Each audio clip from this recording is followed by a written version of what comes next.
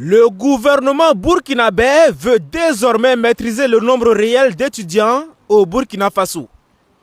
À partir de la rentrée prochaine, tous les étudiants des instituts privés d'enseignement supérieur devront d'abord passer par la plateforme Campus Faso pour s'inscrire. C'est l'une des innovations majeures contenues dans le nouveau cahier de charges des instituts privés d'enseignement supérieur au Burkina Faso. Ce nouveau cahier de charges, présenté par le ministre chargé de l'enseignement supérieur aux promoteurs d'établissements privés, indique également que l'obtention du diplôme de licence, du master ou du doctorat dans les établissements privés d'enseignement supérieur sera conditionnée par l'admission de l'étudiant à des examens nationaux. Alors, l'objectif de tous ces examens nationaux, c'est quoi? C'est de s'assurer que véritablement nous avons une certaine équité entre le public et le privé, d'une part.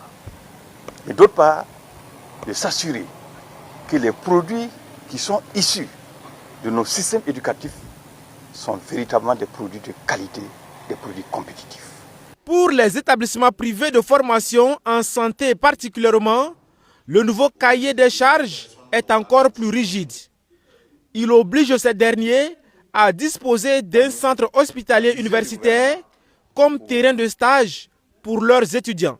Ces étudiants qui sont formés dans le privé, dans le domaine de la santé, tous se rabattent pratiquement sur les centres hospitaliers universitaires qui existent.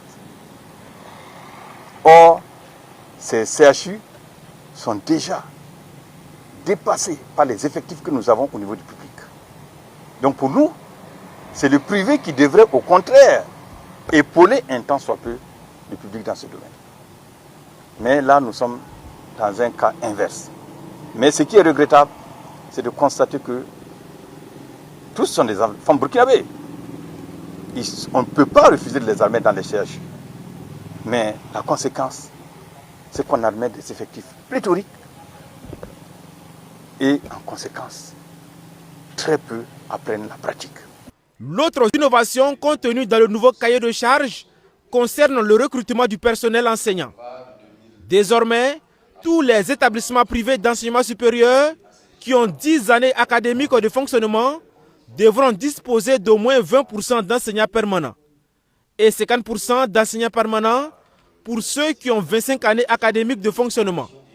Sur ce point, certains acteurs du système éducatif expriment des inquiétudes.